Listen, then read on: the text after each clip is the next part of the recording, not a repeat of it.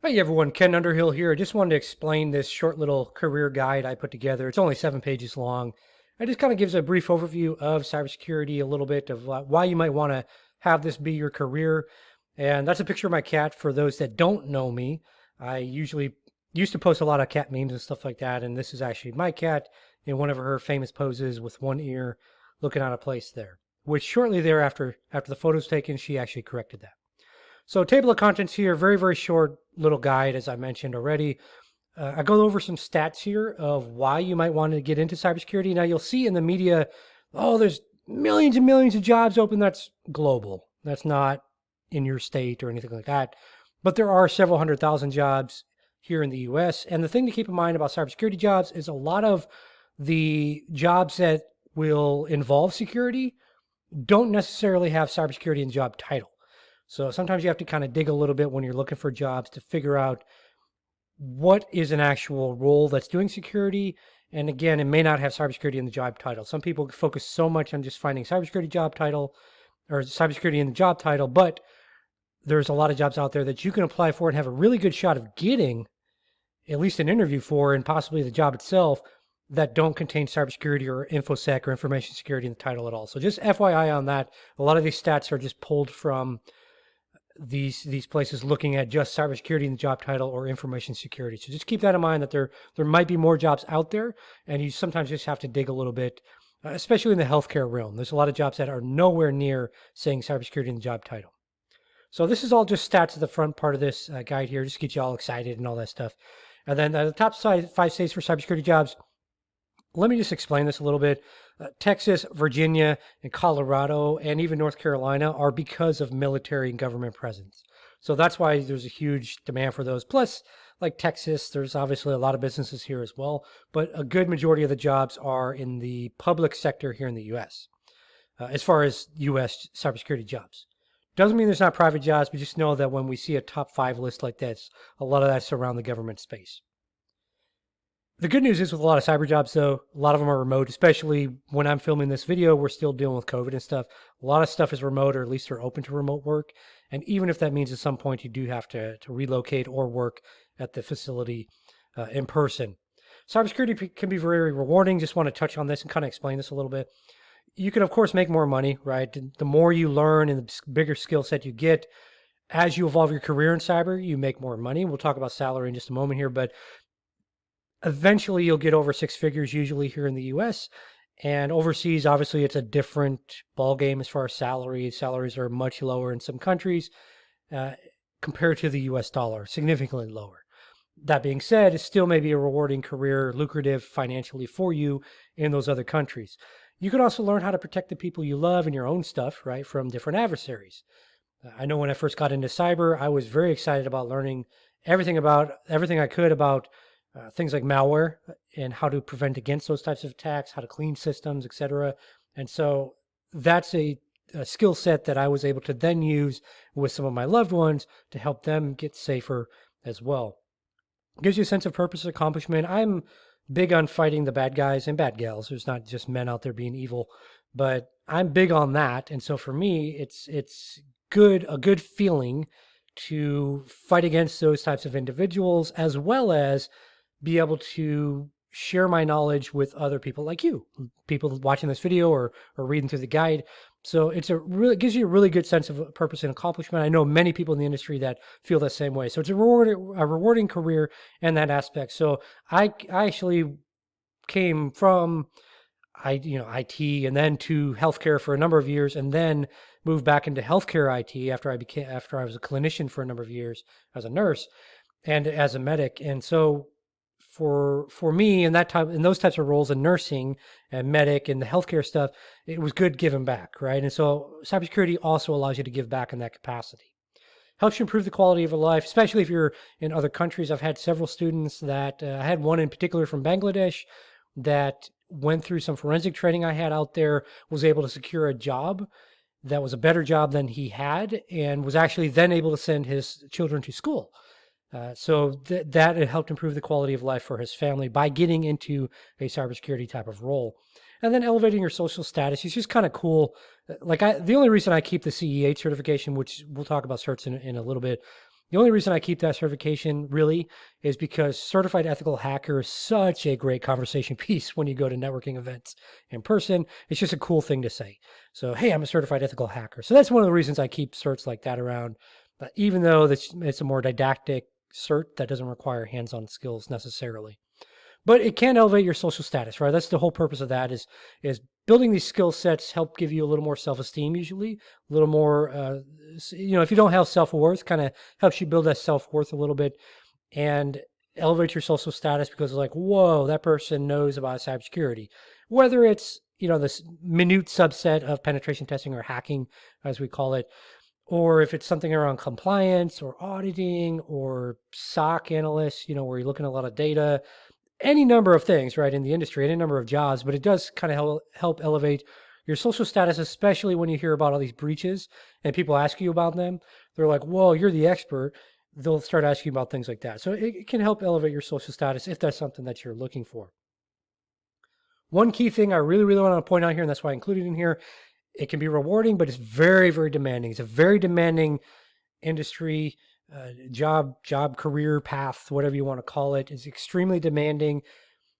And there are a lot of people that have difficulty on the mental health aspect. I don't mean that like they're gonna, like your coworkers are gonna scream and run and shoot up the office space or anything. What I mean is that it can be very taxing on you mentally. So I really want to encourage you, if you're getting into cybersecurity, looking at the careers, that when you start feeling stressed, reach out to people in the industry. Tell people, ask somebody, hey, can I get on a quick call with you? I'm just having a very stressful time right now. What I don't want you to do is keep all that internalized and end up committing suicide. I've known several people, especially in 2020, that were in the industry. Unfortunately, they didn't reach out for help to any of us to just have someone to talk to and kind of talk through things. And they unfortunately ended up taking their own lives. So I don't want that to be you. There is also a lot of drug and alcohol abuse that people may go through as part of that stress. So again, reach out to someone. I mean, you can reach out to me. You'll see my LinkedIn contact at the end of this career guide. Reach out to me. There's so many people that are willing to just talk you through it, whether it's via messaging if you don't feel comfortable getting on the phone, or they'll get on a Zoom call with you. They'll share their advice. They'll point you to some resources.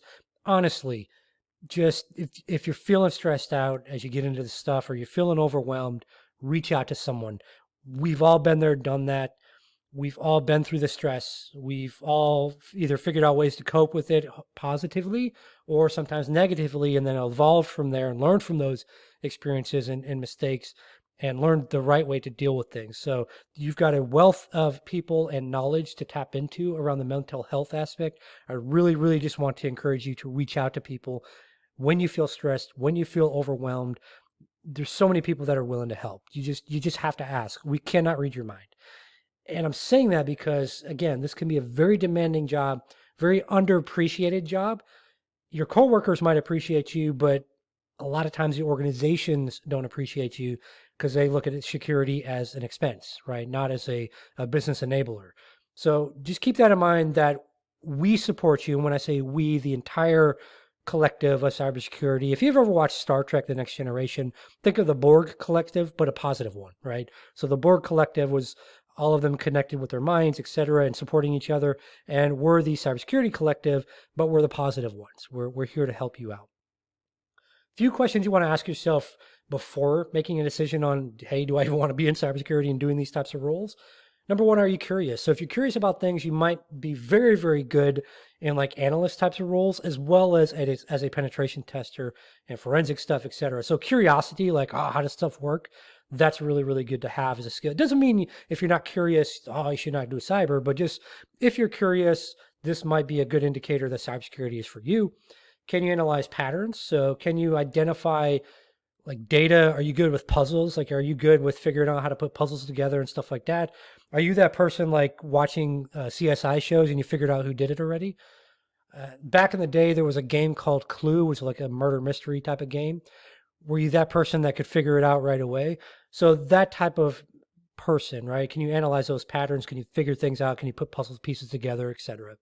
Do you have good critical thinking skills? So I myself have extremely good critical thinking skills. I can figure stuff out, adapt quickly, and learn things very quickly. So that's why it's a good match for me, right? So if you're pretty good on your feet and thinking critically about things, this might be a good thing for you. Are you willing to learn and stay persistent? This is probably the number one thing right here. It's going to take persistence. You're not going to learn everything overnight, and you have to start with the fundamentals so you understand what you're actually protecting. Are you a gamer? Usually gamers, and not all gamers, but usually gamers are a little more technically inclined and their brains work a little more technically. And so that's why I posted this little thing here about this McAfee's winning the game report. This is just an opinion of cybersecurity managers, but you'll notice a lot of people in the industry play games in some capacity. I myself, I haven't played a game in a while. Actually, I do play the Threat Gen Red versus Blue game, which I do recommend you check out on Steam. It's like, I don't know, 10 or 20 bucks or something on Steam, but it's a very good game for actually learning cybersecurity. And one thing I just want to mention is you don't have to be technical at all. I mean, there's people with psychology backgrounds, there's law enforcement officers that are in cyber, there's people that had no formal training whatsoever and just got curious about some aspect of technology and learned it. There's job roles that don't require any technical background whatsoever, like in the auditing compliance space. You can get jobs there without any technical knowledge. Now, that being said, it's good to get some foundational knowledge like your basic networking, understanding how data flows across the network and how to protect it. Virtualization, especially VMware, that's what the vast majority of Fortune 500 companies here in the US are using. And then some fundamental operating system knowledge about Windows, Linux, especially Linux server knowledge, before you move into more of those dedicated cyber roles. Again, not a complete barrier, but it's good to have that information. And it's better to start off in IT if you're going to go the more technical route and then get a year or two experience as like a sysadmin or as a network admin, and then move into a more dedicated cybersecurity role. In fact, that's what I did. I worked as a sysadmin and network admin engineer, and then I moved into more cybersecurity because it was a natural thing at the small company I was working at, and then I moved into things like pen testing, etc. Also, before applying to jobs, think about what industry you actually want to work in. Is it healthcare? Is it critical infrastructure? Is it fintech? Is it going to be hospitality, retail, a technology company or product technology company? What kind of industry interests you? And from there, then look at the companies in that industry, figure out what companies you want to work at. And then I typically just go to their actual websites, look at the actual jobs they have open, and also start networking with people that work there because sometimes when you network, you can find out about jobs that literally were just created that haven't even made it to the website yet. So your name can get out there if you network properly. Also ask yourself, are you willing to commute or relocate? Where wouldn't you move to? Like, is there any place you're like, I will absolutely not move there? Are you going to be disciplined enough to work remotely? A lot of people are working remotely now, but are you disciplined enough to be productive when you work remotely? Or do you feel that you have to be in person at a company? You like being around people. You're kind of an extrovert or whatever. Me personally, I'm an introvert. I could work remotely all day long and not deal with people. I would love it. But a lot of jobs you can't, right? You have to go in person, etc. Think about the size of the company you want to work at. Understand that a bigger company is going to have you be kind of siloed into your job role, and smaller companies, you're going to be more that Jack or Jane of all trades. What values does the company have? What are the reviews on different job sites, etc.? Keeping in mind, take those with a grain of salt because a lot of HR departments put up fake reviews to be like, it's the greatest company ever. I love everything about it. That's not a real review. That's HR putting it there to kind of fluff up the percentage score for their organization. Corporate social responsibility, et cetera. I'm not going to read through all those, but basically look for things, ask yourself questions around what's important to you that a company has or the job itself has for you. I wasn't going to list every possible job in cyber. There's a couple links here for you. CyberSN is a great list. In fact, they just came out. I think this is their latest list. They have now 45 different job titles on there. Definitely check those out. They give some additional information on some of those job titles. And also, when you go to their site and you click on that, it will also allow you to see like different job titles under kind of that main one. So you can see what else it might be listed as in the actual job. So a lot of different jobs out there for cyber and a lot of different ways you can search for them. CyberSN is a great organization as well as a great place to find that information. I also found a 50 job title list from Cybersecurity Ventures, and that's, if you don't know them, they run the Cybercrime magazine. That being said, when I glanced at the list, I noticed some job titles on there were basically the same type of role. So like ethical hacker, pen tester, that's the same thing, but it might be listed as a job job position posting as ethical hacking, right? Or ethical hacker, or it might be listed as penetration tester or pen tester or like red team, whatever, right? So just keep that in mind when you look at that list, that some of these job roles might be the same thing, but just a different way of saying it because the job postings themselves might be a little different. What kind of pay range can you expect? I mean, of course, $1 billion base salary for every entry level job, right? Reality is it's going to be depend on so many factors. Here's a range for the US, right? But like other countries, it can be varied so much, and the salaries are much lower in other countries compared to here in the United States. Now, you might see a range here. I put this range here for the US. The 80,000, that's more critical infrastructure. So generally speaking, a critical infrastructure, if you're pretty good with technical skills, entry level, you can usually pull about 60 to 80,000. Don't like lock that in stone or like, oh, he said I could get. It may not be that much, but usually critical infrastructure jobs, they're a little harder to find people that have the technical skill set. So usually 60 to 80 is kind of the range there, maybe a little higher than that even in some instances. Most entry level jobs, you're probably looking at like 45 to about 60,000 realistically. And it really depends on your skill set, et cetera, company, all these other factors, right? The other thing to keep in mind, if salary isn't an extremely huge thing for you, where you just want kind of a livable wage, also look at companies that are offering the RSUs or the stock units essentially, or startups with the stock options. The thing about that is a lot of people have a misconception that they get options at a startup, they're going to become millionaires or billionaires. The reality is you get common stock. The preferred stock is for the investors, right? Or the actual founders of the company. So the average employee is not getting preferred stock, you're getting common stock. What that basically means, if you don't know about stock, what that basically means is that the preferred stock, which the investor has, if the company's sold or something like that, they get paid first. And then they pay on the common shares. So you as the employee are not going to make millions of dollars usually with just some common stock. It's pretty rare unless you're a company workout, you stay for a long time, they become a unicorn or something or whatever, right? But in most instances, it's pretty worthless, in my opinion. You might make a few $1,000s or whatever. For you, that might be great. For me, that doesn't even get me out of bed in the morning, right? So just keep that in mind with stock options. You should really research that before you take a job at a startup to make sure it makes sense for you financially. You can also negotiate other things in your compensation package, right? Extra vacation time, bonuses, et cetera, et cetera. You can negotiate for like, Fridays off or whatever, or work from home Fridays or whatever. Just understand that smaller companies usually can negotiate on some things. Larger companies usually have a set compensation package, but they might be able to have some wiggle room on things like vacation time or whatever. So if base salary isn't an extreme like deal breaker for you, then you might be able to take a lower base salary for a better role that also adds in like some RSUs or extra vacation time or whatever. A lot of places to search for cybersecurity jobs. I mean, literally, there's probably 100 different websites I could list. Probably the top places I would start at, I'm going to go to LinkedIn. That's where most of them are posted at these days. Indeed.com has some other ones as well. CyberSN has some, but they're not really for entry level. They're usually a little more experienced roles. But the thing I like about them, why I listed them, is that they usually will list a salary so you know what you're getting into, right? So you don't waste your time and find out it's a $30,000 a year offer when you're used to making $150,000 a year. Also, the company websites themselves. So many people neglect to do this. Go to the actual company. A lot of places don't want to pay a third party for the job and have to pay them a fee or anything. So go to the actual company website, especially smart companies. A lot of them just list it on their website itself. And then what are the different industries where you can find cybersecurity jobs? I mean, just a lot of them, right? Healthcare, financial, fintech stuff, entertainment industry, hospitality, et cetera, et cetera. A lot of different places you can find different cybersecurity jobs. That's why I say look at the industry you want to start, figure out where you want to start first, then start looking for companies, and then find the actual jobs. This is a small list of free and low-cost training. There's free training on LinkedIn Learning as well. There's a lot of people, a lot of instructors on LinkedIn that have courses on like Udemy, and you'll see that every so often they'll just run their Udemy course for free. They'll offer a free coupon.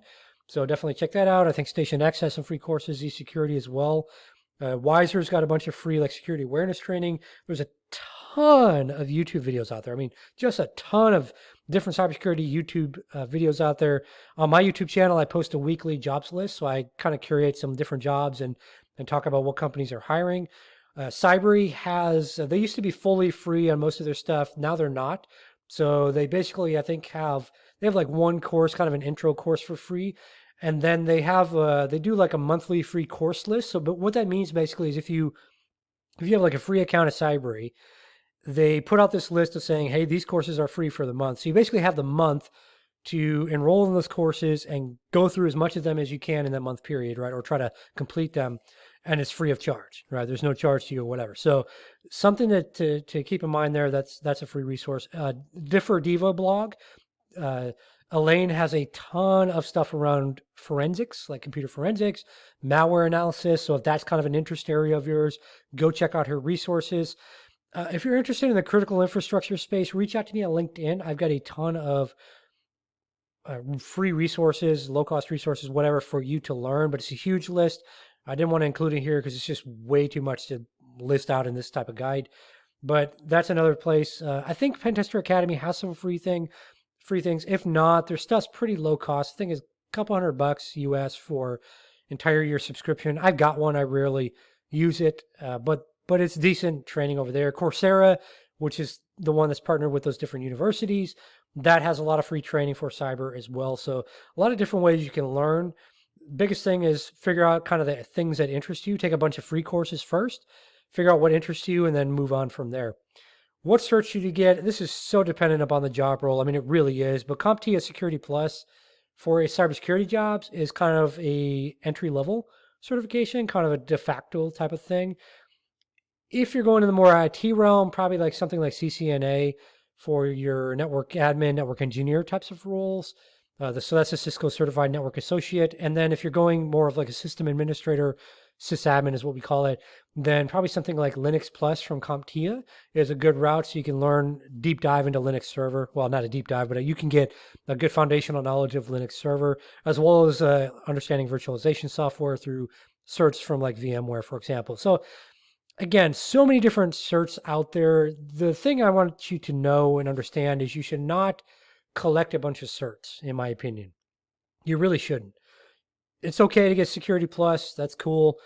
You see here, I mentioned, I'm not going to read the whole sentence, but I recommend getting a couple of entry-level fundamental cloud certs. So for example, with AWS, the Cloud Practitioner, even Solutions Architect, the associate level. Azure has a fundamental certification. Those, like, I wouldn't go advanced, right? Like, get those and then get your job, right? That's the goal here. You want to be able to get yourself that job.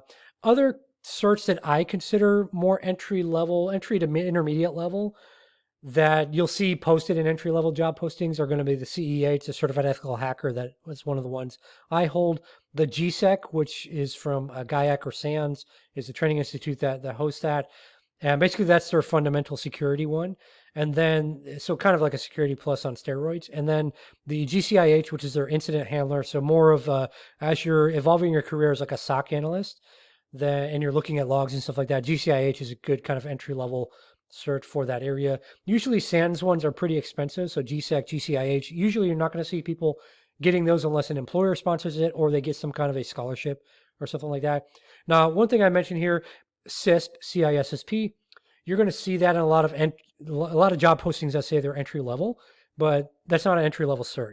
You can take the test before you have 5 years experience, but to hold the actual certification, you need 5 years experience in the domains. So you'll see it in there. I just tell people ignore it. Ignore stuff like that that's advanced stuff and look at the actual skills they're asking for in the job posting. And if you have some of those skills, a good amount of them or whatever, apply for the job. I mean, the worst case scenario is that they either say no or you hear nothing back. Well, guess what? If you don't apply, you're never going to know anything anyways, right? But maybe you apply for the job and they say no on this one, but a month down the line, they create an entry-level role.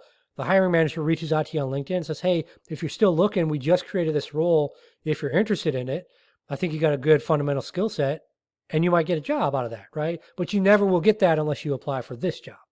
So ignore things like CISP or PhD or whatever for entry level. That's foolishness, and we all know that's out there. We see it out there. You see a lot of us commenting about that in the industry.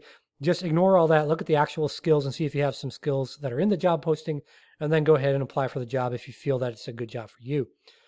How can you network and find a mentor? This is a question I get a ton. LinkedIn, go on LinkedIn, find people that are in the domain of cyber you want to get in. So for example, if you want to become a penetration tester, connect with other penetration testers out there, learn from them, look at their posts, ask them for advice on, hey, say, hey, I'm a junior pen tester. I want to be a junior pen tester. How can I get into pen testing? Like, what are some resources that you recommend? So that's the way to do it on LinkedIn. You can also do virtual conferences. It's kind of hard these days to connect with people in a virtual conference though. Once COVID and stuff is done, then we can, go into more of the in-person conferences and actually meet up again. Things like Meetup, where you can get a little more closed group, different OWASP groups, YSIS, so Women in Cybersecurity. Also, the Women's Society of Cyber Jitsu has different events, and Blacks in Cybersecurity as well is another one. But definitely LinkedIn is a great place to find mentors. So again, career in cyber can be very rewarding. It's going to be challenging. Like I said, it takes persistence. It takes a lot of patience. You really have to dig deep inside of you. You have to win that internal battle and understand that you may get screamed and hollered at by bosses or other stakeholders in the company. Just understand that you are respected, you are valued. Even if your boss doesn't value you, understand other people in the industry value you. So we care about you. Going back to what I mentioned earlier in the video, look, if you're having trouble, if you're feeling overwhelmed, if you're feeling stressed out, reach out to any of us and ask for help. Now, I will say that those of us that are a little more experienced and kind of have larger followings, sometimes we might miss that first message. If you don't hear back, and I'll give an example from me. If you haven't heard back from me within a couple of days, I've usually missed your message. And especially if you tell me, like, let me just say this. Don't reach out to me and be like, hello, how are you? Like, if you need help, just tell me, like, straight up, be like, look, man, I'm really stressed out right now. I need someone to talk to. Can you help me out? If you send me a message like, hello, how are you? It's going to go on. I hate to say it. It's going to go to the bottom of my priority list because I've got other people asking me directly, man, I need help. Like, I need to talk to someone on the phone. I'm really feeling depressed or whatever. Right. So be direct, like, honestly, be direct. And if you haven't heard back in a couple of days, I'm saying for me, I don't know about other people out there, but for me, I usually try to check my messages every couple of days. So if you haven't heard back from me and you're being direct in your message, then just message me, hey, did you see this? Right? Did you see my message? Like, something to resurface it to the top of my list. I get like 400, and I'm not joking, I get like 400 plus messages a day on LinkedIn. And, I look at it every couple of days. So I'm looking over 1,000 messages through there. So again, be direct so I can quickly see what you need. So if you need help, man, and I'm saying man there, but men and women, right? Or however you identify, reach out to me and directly say, like, I need some help. I'm feeling stressed out. I'm feeling depressed. My boss is a jerk. I feel overwhelmed. Whatever it is, like, just be very direct. That's the only thing I can say is be extremely direct. And that's going to allow me to quickly see, oh crap, this person needs help. And I may be busy where I can't get on a Zoom call, but we can chat at least, right? We can chat via LinkedIn. Let's see what's going on or whatever. Typically, I'll try to make some time in my schedule and try to work with your schedule to get on a quick Zoom call with you so we can just kind of talk, right? I mean, yes, I'm a very busy guy. I run multiple companies. I do a lot of training for people. I've got a lot of things going on, the TV show, all that stuff. But if you really need help, if you've got stuff going on, if you're feeling suicidal or anything like that, like, honestly, reach out. Like, like I said, be direct though. Like, don't just, hello, how are you? I need help.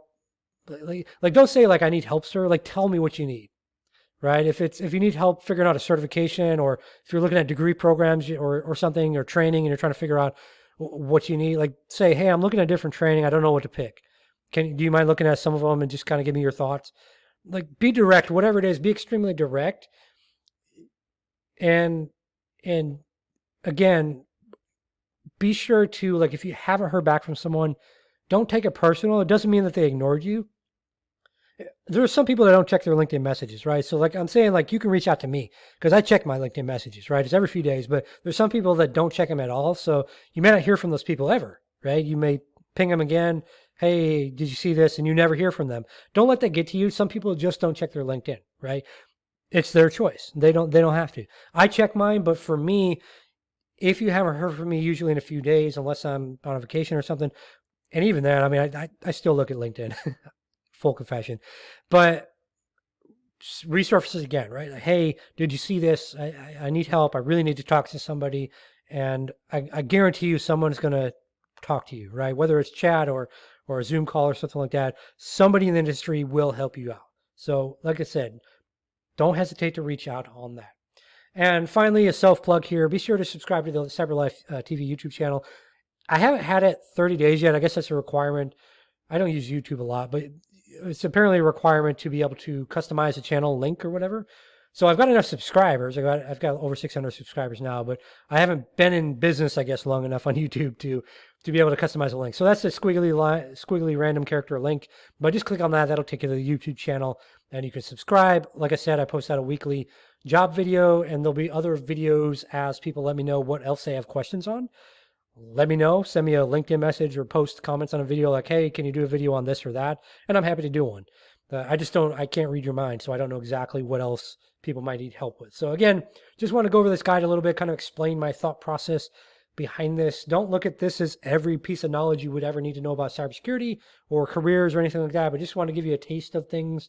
If you're interested in cybersecurity, especially if you're coming from things like the Power Couples magazine ad that's out there, and you're like, oh, free career guide, cybersecurity, that sounds interesting. If you're coming from there, if you're coming from the CyberLife television show, and you're like, oh, cybersecurity sounds fun.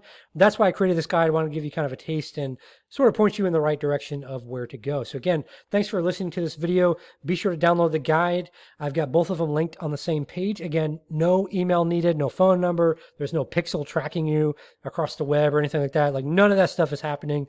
I value your privacy. I'm in cyber. I value your privacy.